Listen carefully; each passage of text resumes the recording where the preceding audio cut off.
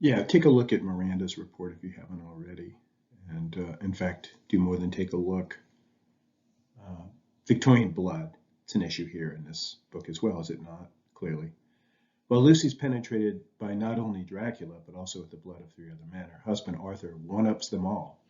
He achieves the ultimate penetration when, after her undead rebirth into a nightmare, a devilish mockery, he stakes her and thus relieves her of her undead nature. Afterwards, Arthur looked too at the staked body, and then a glad, strange light broke over his face and dispelled altogether the gloom of horror that lay upon it. Arthur could be smiling because his beloved will now be resting with the angels, as Dr.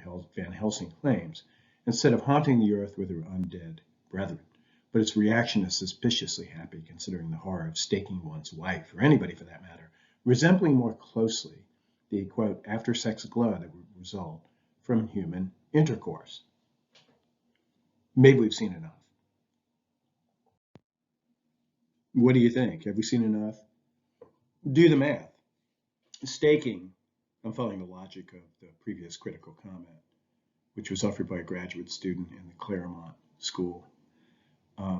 Staking, violent male sexual conduct, quote, relieves her, Lucy, of her undead, unnatural hypersexual nature, returning her to, quote, the natural order.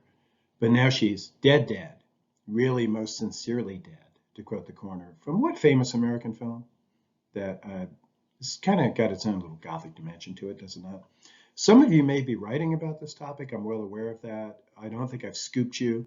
Keep this in mind, that the previous comment was written by someone at precisely your level.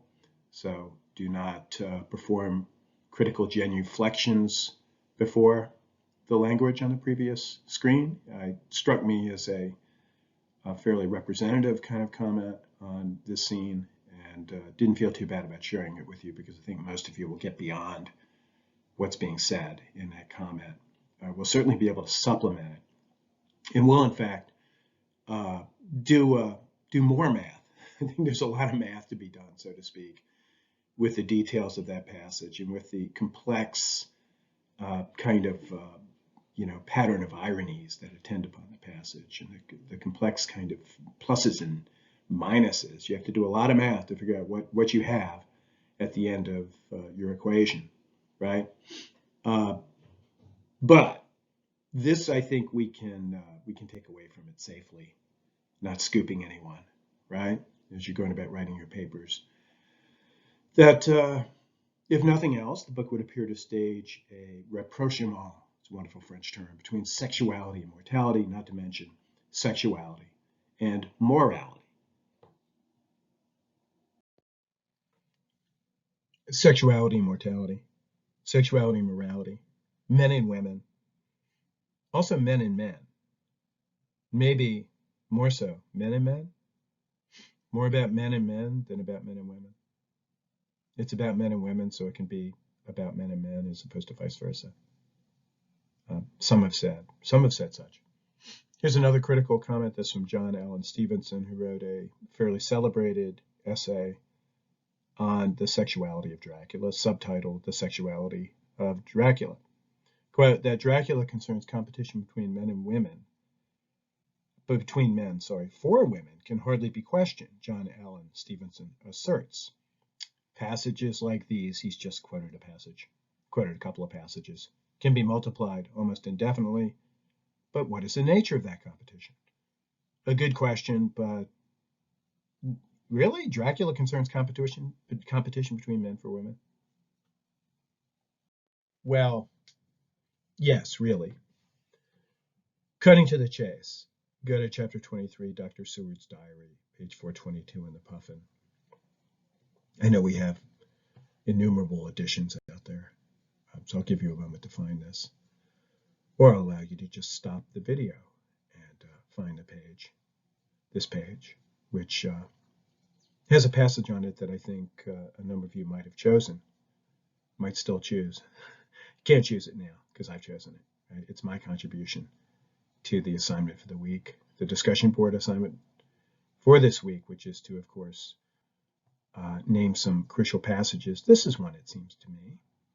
The community of men, in Elaine Showalter's phrase, you will remember from last week, has gathered at Dracula's house in Piccadilly when Big Daddy, read through Stevenson a little bit, you see where that phrase comes from, returns and finds them, these home invaders, in the dining room of all places, right? And here's how the passage goes.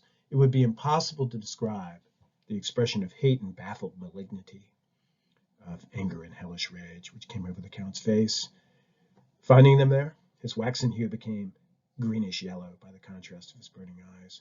The red scar on his forehead showed on the pallid skin like a palpitating wound. You will recall that Mina has just gotten a red scar on her forehead that is palpitating a bit.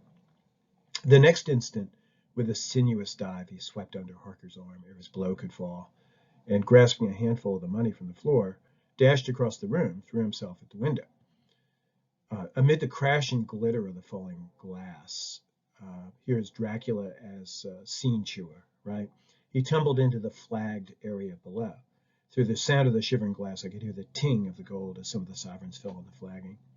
We ran over and saw him spring, unhurt, from the ground. He, rushing up the steps, crossed the flagged yard and pushed open the stable door. There he turned and spoke to us. And before I say what he tells us, I hope that you noticed this. It's so English, isn't it? Okay, and so American, right? Like amidst this dire situation, Dracula, and they too. Seward, of course, is very attentive to this. The money, follow the money, right? Like, he's on his way out, crashing through the glass, through the window onto the flagstones below, but he makes sure to grab some money on his way out the window. Okay, he's no fool, right? Anyway, here's what he says to the group, the community of men gathered against him, who he's just evaded. Quote, "You think to baffle me, you, with your pale faces all in a row like sheep in a butcher's. You shall be sorry yet, each one of you. You think you have left me without a place to rest, but I have more. My revenge has just begun. I spread it over centuries, and time is on my side. Your girls that you all love are mine already." That's an important sentence. "And through them you and others shall yet be mine, my creatures to do my bidding and to be my jackals when I want to feed." Bah! With a contemptuous sneer, he passed quickly through the door, and we heard the rusty bolt creak as he fastened it behind him. This is probably the second most famous bah, though it's not accompanied by a humbug, that you're likely to find in Victorian literature. The most famous, of course. Yeah, right. Look, men and women, men versus women, men versus men. Your girls that you all love are mine already, and through them you and others shall yet be mine. You see this passage contributing something to the argument. If it's to be trusted, if Dracula is to be trusted as a worthy guide to his own motivation, we see that he is working through the women to get to the men and to turn the men into his creatures, as though his ultimate ambition is not to possess the women, but to possess the men.